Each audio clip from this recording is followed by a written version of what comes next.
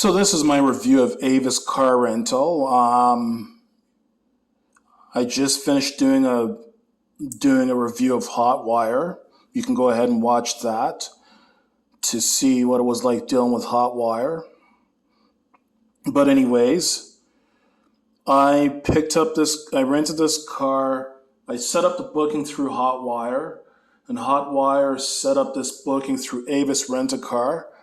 And I went to the Avis Rent-A-Car location at London International Airport in London, Ontario, Canada.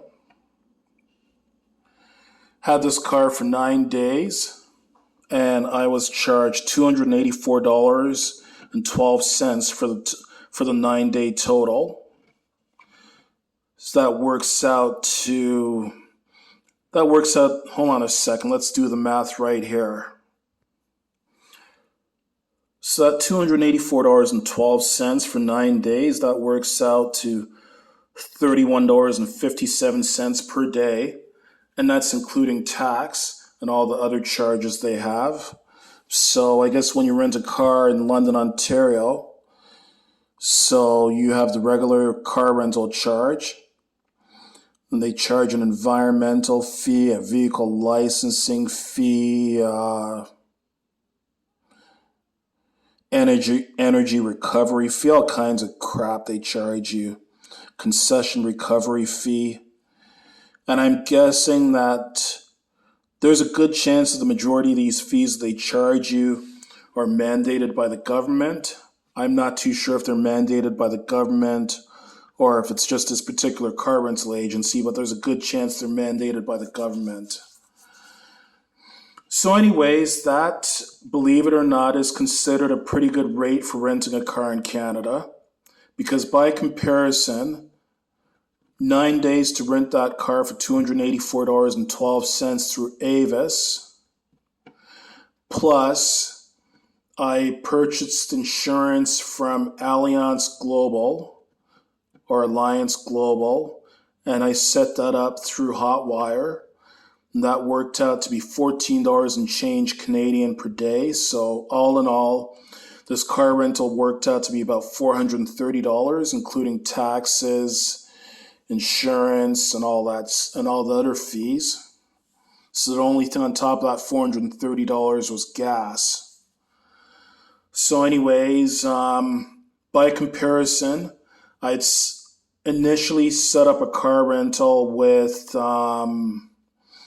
discount car and truck rentals, and to rent that car for 8 days, I would have been getting a comparable subcompact car to what I rented here. I rented a subcompact, a 2019 Nissan Micra. I would have been getting something like a Mazda 2 or something comparable to that. For 8 days of discount car and truck rental, it would have cost me $489. So I would have been paying over $500 to rent that same car from them for 9 days. So yeah, this was a good deal I got from Avis. And in terms of the customer service at Avis, I got there at 11 a.m. The guy that was working behind the counter, I believe his name is Derek, if I remember correctly at that time, he came back to the counter at exactly 11 a.m., which is the time of my rental. He was very pleasant and polite to deal with. You know, he set things up very quickly. Like, I just gave him my name. He just took my driver's license and my MasterCard, processed them quickly, handed me the paperwork and the keys, and that was that. Like, I spent probably not even 5 minutes at the counter. And now, I did pay for it with my MasterCard. So what he did was blocked $350 on my MasterCard. I guess that's a practice with car rental places. They'll generally block a higher amount on your credit card than they anticipate that the rental itself is going to come to.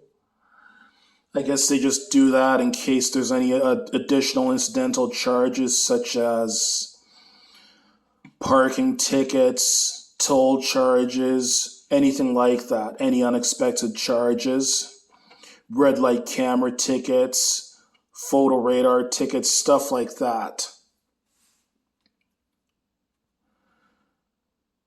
But anyways, so I went out to the parking lot. I went to grab the car, and I did notice that there was some slight damage to the car that was not noted on the paperwork, because there's a little thing that they give you at Avis that shows an outline of the car, and then you're supposed to indicate if there's any scratches, dents, or cracks or any kind of damage to the car. And I noticed there was nothing indicated on the paperwork, but there was a small dent on the driver's side front fender. There was a small scratch below the passenger side exterior mirror, and I think there was a small scratch or small ding on another part of the car as well too that wasn't noted. And Derek at Avis advised me that any damage that's less than 6 inches or 15 centimeters, they don't even indicate on the paperwork. So that was no problem. The car drove nicely and everything. I got it with a full tank of gas. That's another piece of advice. Take your car.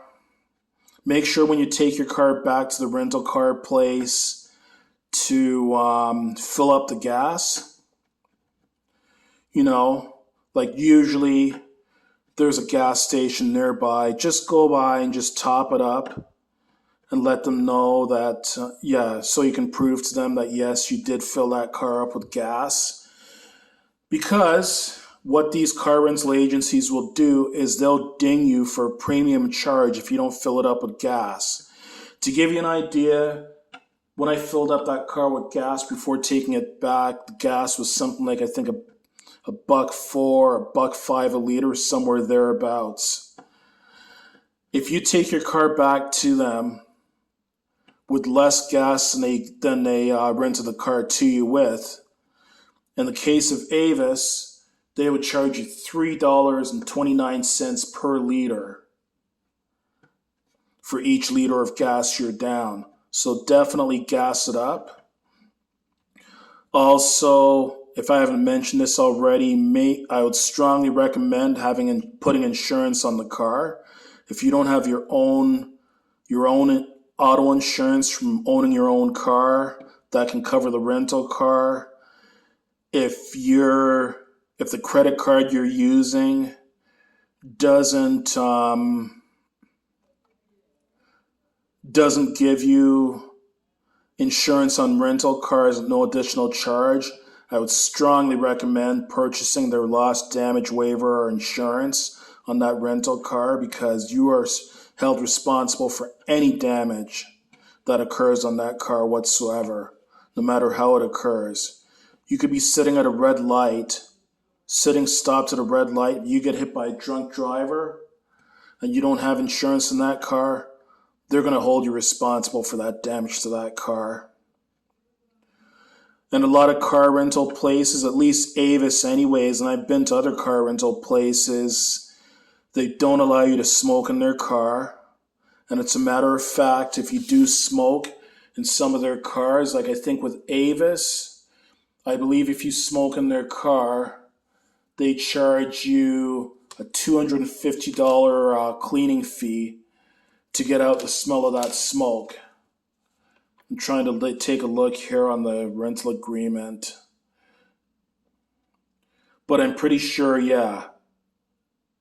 they'll charge you for smoking in the car. So make sure if you are a smoker, find out if you're allowed to smoke in the car. And if you're not allowed to smoke in the car, don't smoke in the car. Otherwise, they're going to charge you a whole bunch of money. Yeah, that's what I was talking about. So $3.29 per liter to gas it up if you don't gas it up yourself.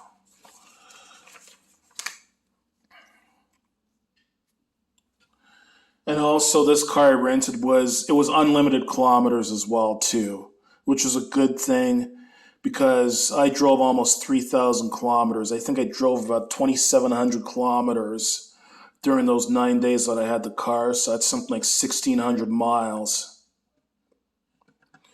So yeah, I would definitely recommend renting with Avis. I don't have any complaints about them. The rate I got with them was good, even though I got the rate through Hotwire. There was nothing wrong with the car. Now, the interior of the car, in my opinion, they could have done a little bit better of a job cleaning the interior. I did notice it looked like there was like crumbs in some of the, like in one of the cup holders and one of the center console areas. I don't know if it was food crumbs or what, but I noticed that the car could have been cleaned a little bit better. Like, it wasn't absolutely filthy. If it wasn't like my skin was crawling and I felt disgusted to get in the car. If the car was too dirty, I would have said to them, no, give me another car. This car is filthy. Oh, and I think there might have been, it looked like a chocolate stain was on the left side of the front passenger seat. Like, it wasn't actually in the area of the seat that you sit down on, but on the left side of the front passenger seat. I don't know if someone spilled got chocolate on there or whatever. So yeah, they could have done a bit better of a job cleaning the car, but other than that, it was in pretty good shape. So would I rent from Avis again? Yeah, I would. I don't have any major complaints about them cost-wise, customer service-wise, or condition of the car-wise, or anything like that. So that's my review on Avis Rent-A-Car. Oh, and if I didn't mention it already too, in my Hotwire video, if you do set up a car rental through one of those sites like Hotwire or one of those other discount websites, just keep in mind they might charge you in US dollars. So like if you're in Canada, just keep that in mind.